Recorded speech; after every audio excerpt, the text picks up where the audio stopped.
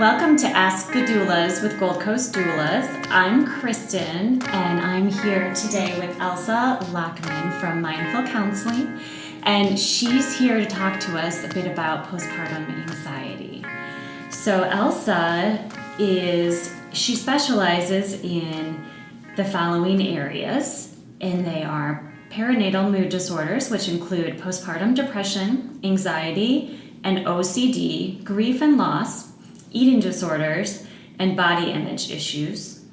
She also works with clients dealing with relationship problems, coping with medical illness, trauma and abuse, women's issues in self-esteem, and mood disorders and anxiety. So obviously you're a natural fit working with clients that we have that struggle with everything from eating disorders to anxiety, depression, transitions in their relationship and expanding their family or having a first child.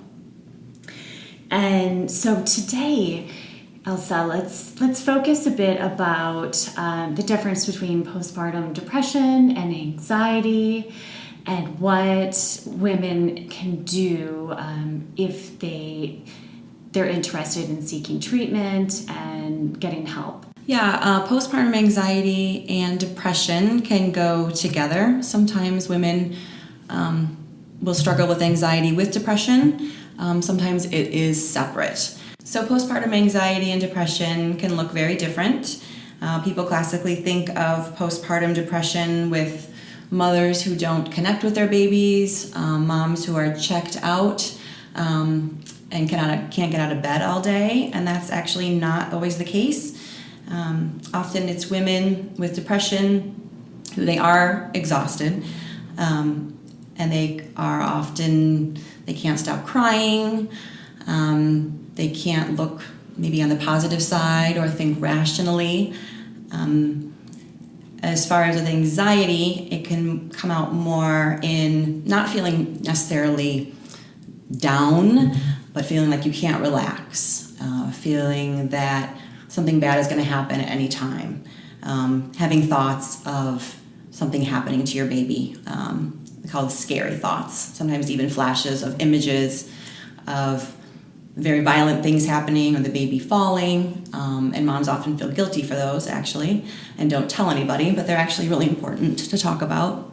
I had a friend that was afraid of driving in her car and something happened, or anyone driving her baby.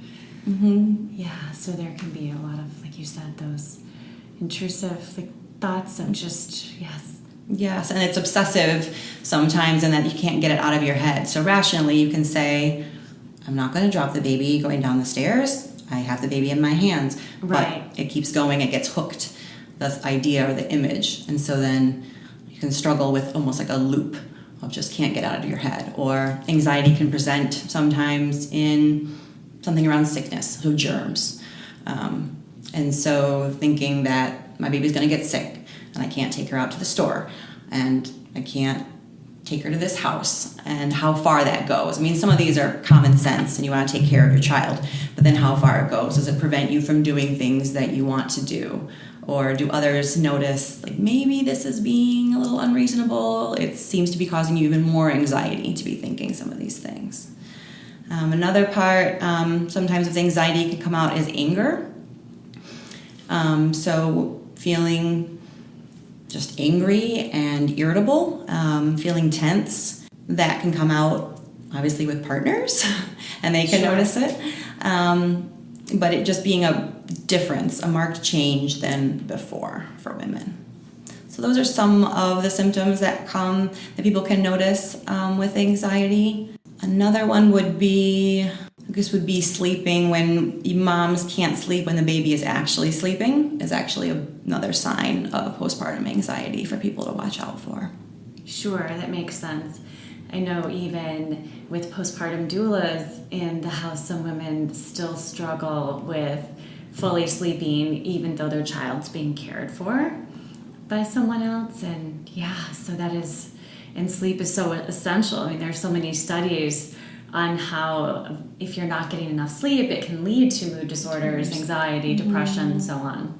Yeah, it just leaves women very vulnerable.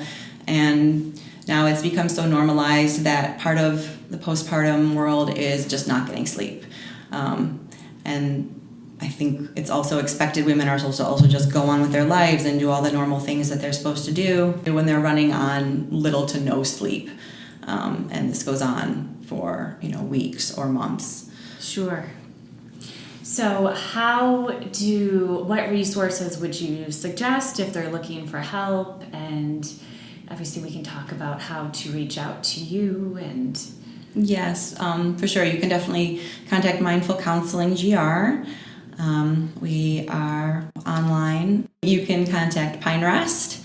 They actually have a mother-baby unit, so they actually have therapists that have specialized training like I do to work with women postpartum. Now Pine Rest even has the ER where you can the urgent care center. Yeah, the urgent care center. Excuse me, so they can go in at night and not have to go to the hospital. They can go to the urgent care center and get assessed. Yes. And get attention or get treatment a lot quicker. OB offices have a list of therapists who are trained and specialize with postpartum or perinatal mood disorders, which includes anxiety and depression in pregnancy and postpartum. So there's a list that you can ask for from your OB. Great. Well. So how do they directly reach out to you? And are you accepting new patients, Elsa? Yes, I am, depending on schedules and coordinating those. You can reach out to me by contacting me through our website at mindfulcounselingsgr.com. Great. Well, thanks for coming on today. And check us out on SoundCloud, iTunes, at goldcoastdoulas.com as well. These moments are golden.